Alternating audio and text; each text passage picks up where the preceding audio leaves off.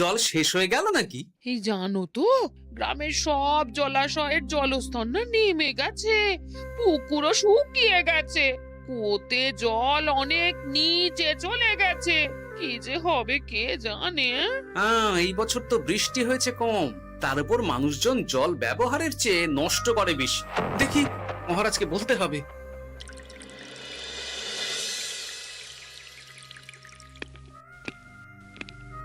এই তো গোপাল এসে গেছে। শুনেছো, রাজ্যে সকল জলাশয়ে শুধু শুনিনি, চাক্ষুষ দেখেছি, আর এর কারণ ও তার সমাধানও ভেবে এসেছি মহারাজ। তুমি কি বলতে চাইছো সেটা বলো না খোলসা করে। মহারাজ, আসন্ন দিনে জলাভাব মেটানোর একটাই উপায়, তা হলো প্রজাদের উপর কর চাপানো। মহারাজ, আমার ঠাকুরদা বলতেন, যা মেলে মূল্য বিনে তার মূল্য কে আর জানে। আমরা যেহেতু জলের মতো এত মূল্যবান সম্পদ বিনামূল্যে পাচ্ছি, তাই একে গুরুত্ব দিতে শিখিনি। সবাই মিলে দেদার জলের অপচয় করছে। আমি এই অপচয়ের বিরুদ্ধে কর বসানোর পরামর্শ দিচ্ছি মহারাজ। জলের জন্য দেবে দাম, ছুটে যাবে কাল ঘাম। হ্যাঁ, যখনই জলের জন্য কর দিতে হবে, তখনই জলের অপচয় বন্ধ হবে। এতে লাভটা কি হবে গোপাল? মানুষ কম জলে কাজ করা শিখে যাবে, ফলে আগামী দিনে যদি জল সম্পদ কমেও যায়, এই কৃষ্ণনগরের প্রজারা আগে থেকেই তার জন্য প্রস্তুত হয়ে যাবেন। কিন্তু আমি আমার প্রজাদের কাছ থেকে জলের দাম নেব গোপাল? না মহারাজ, কর বাবদ যে অর্থ উপার্জন হবে, তার সাথে আপনার দান মিলিয়ে রাজ্যের মধ্যে একটা বিরাট কৃত্রিম জলাধার বানানো হবে। বাহ বাহ বাহ! যেখানে বৃষ্টির জল সংরক্ষণ করা যাবে মহারাজ। এতে সারা বছর ধরে আর কোনো জলের অভাব থাকবে না মহারাজ। গোপালের প্রস্তাব বড় ভালো লেগেছে। আগামী দিনে ইতিহাসে এই কর্মযজ্ঞের কথা লেখা থাকবে বলেই আমার বিশ্বাস। আর তাই আমি গোপালকে এই মুহূর্তে 50টি স্বর্ণমোহর উপহার দেব বলে ঘোষণা করছি। সাধু সাধু সাধু।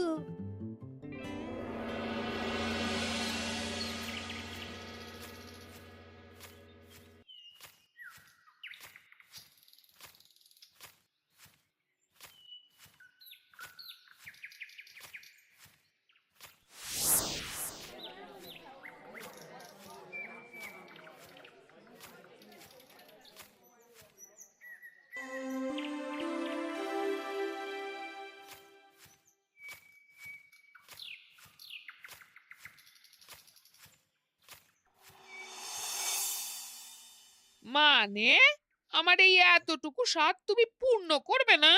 আমি কি নিজের জন্য চেয়েছি নাকি? সবই তো পাবে তোমার মেয়ে আর জামাই। হ্যাঁ, সে বুঝেছে গিন্নি, তাই বলে এতগুলো মুদ্রা আমি খরচ করতে পারবো না। পারবে না? আমি তাঁতির বাড়ি থেকে মেয়ে জামাইয়ের জন্য কয়েকটা শাড়ি আর ভালো পাঞ্জাবি কিনে একটু পাঠাবো। কিন্তু এখন আমার কাছে অত মুদ্রা নেই গিন্নি, পরে পেলে আমি ঠিক তোমার স্বাদ পূরণ করব। আবার বাজে কথা বলার জায়গা পাও না তুমি। এতক্ষণ কোথায় ছিলে গো? আমি বেলায় নদীর পাড়ে গিয়েছিলাম, তখন কমলা আমাকে বলল তোমায় নাকি দেখেছে। কি দেখেছি?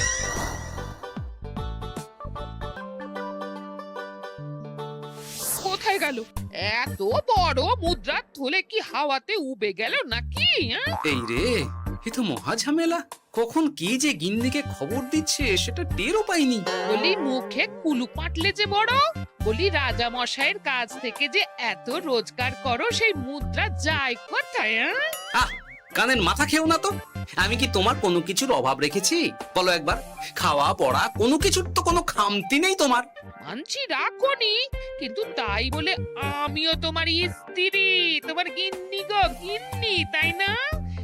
আমার তো জানার অধিকার আছে নাকি যে তোমার উপার্জনের অর্থ করি সব কোথায় যাচ্ছে? জানবে জানবে, সব জানবে। এখন কিছু খেতে দাও দেখি, পেটে ছুঁচোয় ডন বৈঠক মারছে। না, এরপর থেকে আর মহারাজের কাছে উপহার পেলে ওইভাবে খোলা হাটের মধ্যে দিয়ে আসা যাওয়া করা যাবে না।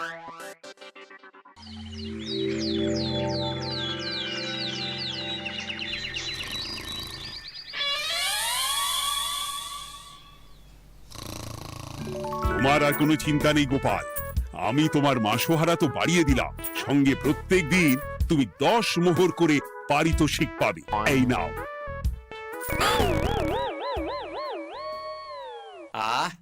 এই ভোরবেলায় একটা জব্বর স্বপ্ন দেখা গেল বটে। এই স্বপ্ন খুলে গেলে আর কোনো চিন্তা নেই। গিন্নি, ও গিন্নি, বলি গেলে কোথায়? গিন্নি, সাড়া নেই। ও গিন্নি, রাগ করলে নাকি গো? আরে এসো এসো, এমন একটা স্বপ্ন দেখেছি না যে তোমার আর কোনো চিন্তা থাকবে না গিন্নি। মোহর আর মুদ্রা একেবারে ঝরে পড়বে গো।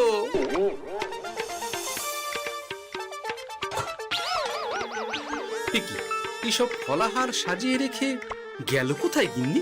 নিজের বাপের বাড়িতে তো যাবে না, কেউ নেই সেখানে। মেয়ের বাড়ি গেল নাকি? না, মেয়ের বাড়িতে তো গিন্নি যায় না। তাহলে না না, খালি পেটে এত ভাবতে পারছি না। আগে মুখ হাত ধুয়ে এসে কিছু খেয়ে নি, তারপর দেখি গিন্নি কোথায় গেল। না, গিন্নিকে তো কোথাও দেখলাম না। গেল কোথায়? যাকে আগে রাজবাড়িতে তো যাই, ফেরার সময় না হয় আবার খোঁজ নেব, ততক্ষণে ফিরেও আসতে পারে।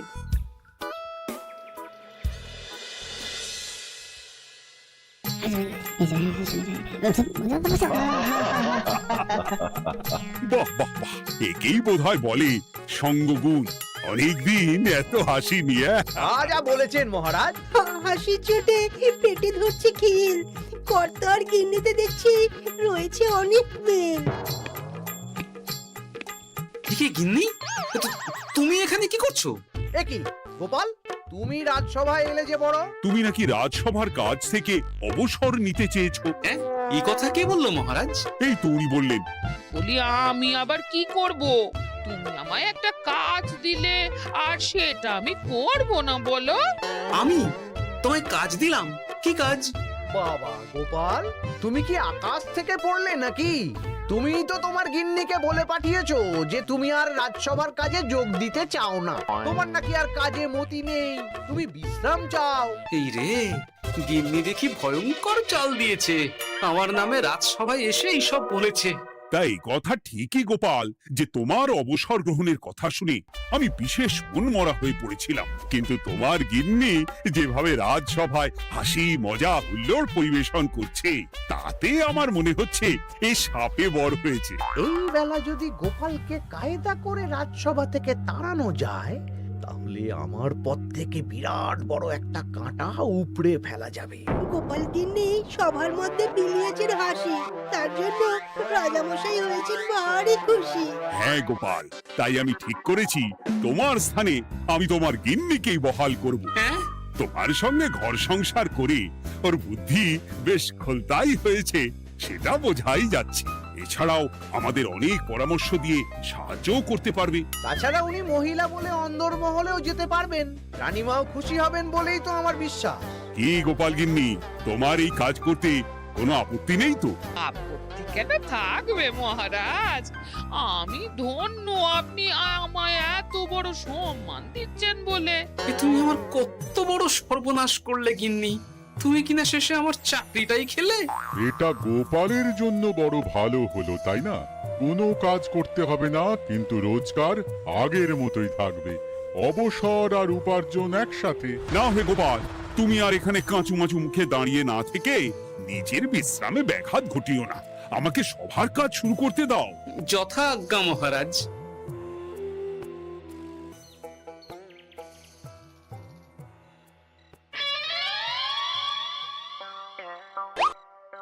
মানে মহারাজ সমস্যার সমাধান করতে দিয়েছেন তোমাকে, আর তার উত্তর দেব আমি? কেন?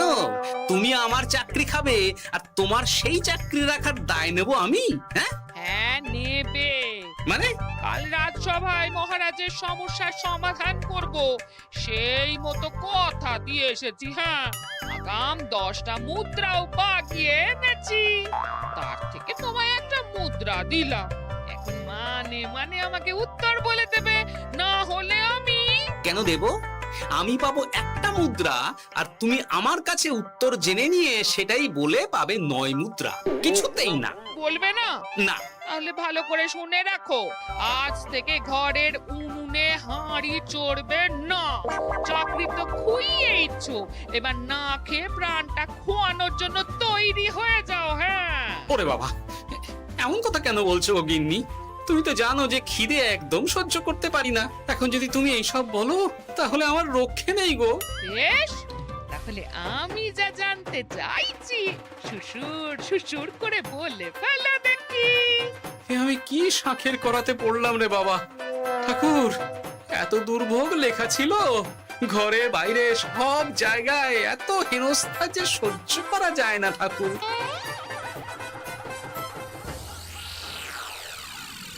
একেই তো বলে গো গিন্নি, মেঘ না চাইতেই জল। এতদিন কতভাবে চেষ্টা করেছি গোপালকে রাজসভা থেকে তাড়াবার, আর গোপাল নিজেই কিনা রাজসভা থেকে পালিয়ে গেল। কি সব বলছো? তোমার শরীর ঠিক আছে তো? শরীর মন সব ঠিক আছে, তবে গোপালের বদলে কাকে বহাল করা হয়েছে শুনলে তোমার মাথা ঘুরে যাবে। কাকে? গোপাল গিন্নিকে। আমার কিন্তু বিষয়টা খুব একটা সরল ঠেকছে না গো। গোপাল ভাঁড়ের বুদ্ধি তো আর যে সে বুদ্ধি নয়। উনি যাই করেন খুব ভেবে চিন্তে করেন, এর পেছনে আবার কোনো মতলব নেই তো। এটা তুমি মন্দ বলনি গিন্নি। গোপালকে নিয়ে সত্যিই কোনো বিশ্বাস নেই। ও কখন কি ঘোট পাকাচ্ছে বলা যায় না। আমাকেও সাবধানে থাকতে হবে। দেখতে হবে যে গোপাল আসলে কি চাল চালতে চাইছে।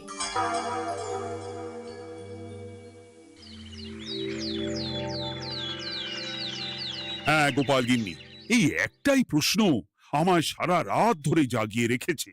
মানুষ মরে ভূত হয়, ভূত কি মরে? তাহলে ভূত মরলে কি হয়?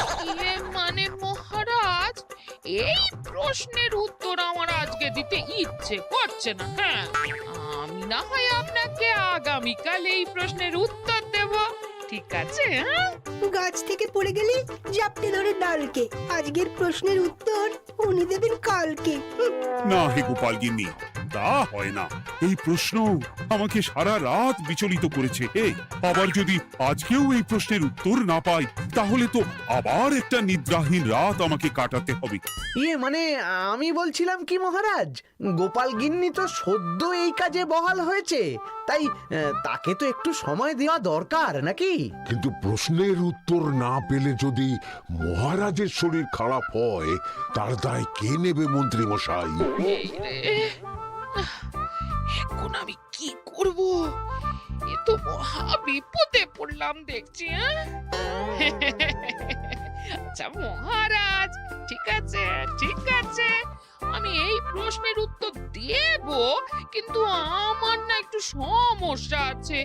খোলা হাওয়াতে গিয়ে না দাঁড়ালে আমার ঠিক মাথা খোলে না, তাই বলছিলাম।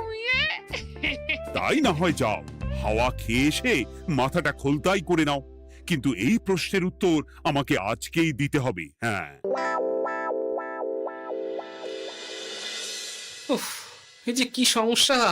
সারাদিন ঘরে বসে থেকে থেকে তো আমার সারা গায়ে বাদ ধরে গেল। সেই সকাল বেলা আমাকে ফলাহার করিয়ে দিয়ে গিন্নি তো চলে গেছে রাজবাড়িতে চাকরি করতে। এদিকে আমার যে পেটে কিচ্ছুটি নেই, তার কি হবে? মহারাজ দোকানে গিয়ে যে ভালো মন্দ খাবো তারও উপায় নেই। তাহলেই তো কাঁড়ি কাঁড়ি খরচা। না, একবার দেখি তো উনুন ধরিয়ে অন্তত ভাতটা চাপাতে পারি কিনা। তাহলে গিন্নির ওই হাঁড়ি না চড়ার হুমকির হাত থেকে অন্তত বাঁচা যাবে।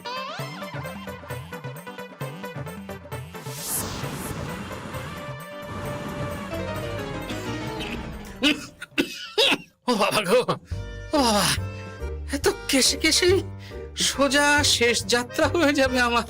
না, এর চেয়ে না খেয়ে মরাও ঢের ভালো। দেখি তুমি বাড়িতে কেন? এত হাঁপাচ্ছ কেন? ষাঁড়ে তাড়া করেছে নাকি? আরে না গো, মানুষ মরে ভূত হয়, ভূত কি মরে? তাহলে ভূত মরলে কি হয়? খোলা হাওয়াতে গিয়ে না দাঁড়ালে আমার ঠিক মাথা খোলে না। ও, এই হলো ব্যাপার। বেশ, এর উত্তর তোমায় আমি বলে দিচ্ছি। ভূত মরে প্রথমে এক ঝুড়ি অন্ধকার হয়, সেই অন্ধকার হাওয়াতে উড়ে বেড়ায়। এক সময় সেই অন্ধকার পাতলা হতে হতে কুয়াশার মতো হয়ে যায়। ব্যাস, মিটে গেল। ব্যাস, মিটে গেল। যদি রাজা মশাই এই কথা বিশ্বাস না করেন? তুমি হলপ করে বলবে আপনি যখন মরবেন একদম মিলিয়ে নেবেন মহারাজ। এর চেয়ে এক পা এদিক ওদিক হয় না যেন। হ্যাঁ, এই না হলে তুমি গোপাল ভাঁড়, বুঝেছো তাহলে? এই তুমি চিন্তা করো না, রাজবাড়ি থেকে ফেরার সময় আমি তোমার জন্য অনেক অনেক বাজার করে আনবো, ঠিক আছে? এই আমি যাই। এ তো ভারী মজা হলো। মহারাজ তক্ষুনি প্রশ্নের উত্তর চাইলে গিন্নি এইভাবে সেই রাজবাড়ি থেকে দুধ দাঁড়িয়ে ছুটে আসছে উত্তর জানতে। আমাকে তুমি একটা চাল দিয়ে কুপকাত করেছে তো গিন্নি। এইবার বুঝবে কত ধানে কত চাল।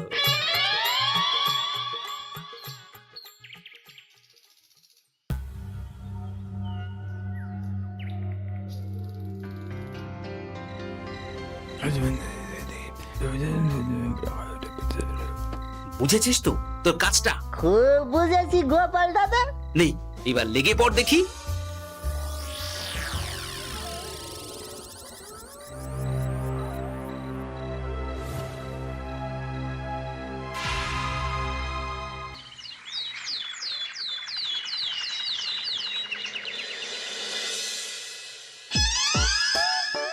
তাহলে আর বলছি কি তোমাদের, সকালবেলায় উঠে দেখি মুখের এই হাল।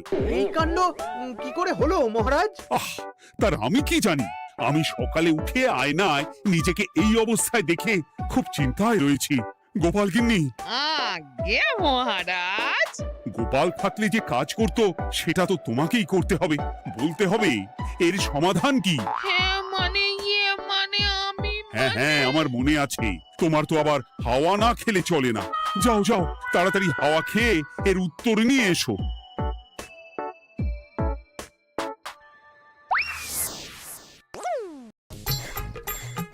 এই জন্য তুমি এত দূর ছুটে এলে গিন্নি?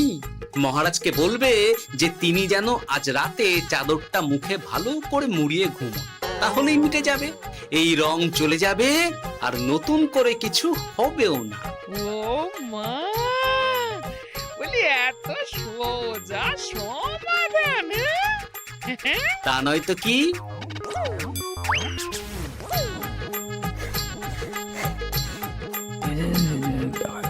কাল সারা রাত আকাশে একবার দেখলাম চাঁদ উঠেছে, আর একবার দেখলাম ঘোর অমাবস্যা। এর কারণ কি? একই রাতে দুই তিথি হয় কি করে? মানে আর একটা সমস্যা। হ্যাঁ, এটা আগে বললেই তো হতো মহারাজ।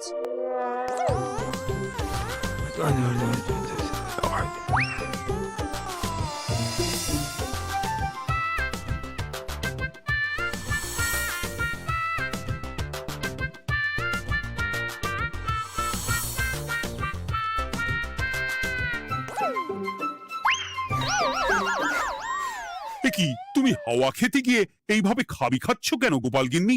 এর কারণ আমি জানি মহারাজ। সে কি কাণ্ড! তুমি কি করে জানলে? গোপাল গিন্নি মোটেও হাওয়া খেতে যায়নি মহারাজ, সে গেছিল নিজের বাড়িতে গোপালের কাছে আপনার বলা প্রশ্নের উত্তর জেনে আসতে। মানে গোপাল গিন্নি তার মানে আমাকে ঠকিয়েছে? তা জানি না মহারাজ, তবে আমার মনে হয় এর পেছনে গোপালের কোনো গভীর ষড়যন্ত্র আছে, না হলে সে এমনটা করবে কেন? আর এক রাতেই আপনার সাথে এতগুলো অদ্ভুত ঘটনা পর পর ঘটবে কেন? বটে, এক্ষুনি গোপালকে ডেকে আনো।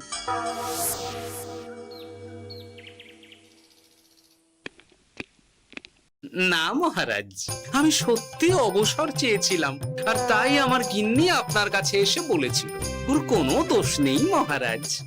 না মহারাজ, আমি মিথ্যে কথা বলেছি। হ্যাঁ, উনি আপনার কাছ থেকে পাওয়া সোনার মোহর নিয়ে বাড়ি যান না, তাই আমি ওকে শায়েস্তা করতে এই ফন্দি করেছিলাম। আসলে মহারাজ, আমি আপনার কাছ থেকে পাওয়া সোনার মোহর জল প্রকল্পের কাজে লাগাবো বলে কিছু জনকে নিয়ে একটা দল গঠন করতে গিয়েছিলাম, আর তাদের কাছেই ওগুলো রেখে এসেছি। এটা যদি আমার দোষ হয় তাহলে আমি ক্ষমা প্রার্থী মহারাজ। সাধু গোপাল, সাধু তোমার উত্তর। এই কাণ্ড! আর এদিকে রাজবাড়ি থেকে বাড়ি, আর বাড়ি থেকে রাজবাড়ি করতে করতে আমার প্রাণ ওষ্ঠাগত হয়ে গেছে মহারাজ। ওহ, আমার ঘাট হয়েছে, আপনি আমায় ক্ষমা করে দিন মহারাজ। এইবার মজার টের পেয়েছ তো গিন্নি? আপনি আপনার আদরের গোপাল ভাঁড়কেই তার চাকরি ফিরিয়ে দিন মহারাজ। আমি যাই আমার হেসেল সামলাতে। কেলে পচা খুব ভালো করেছে বলতে হবে।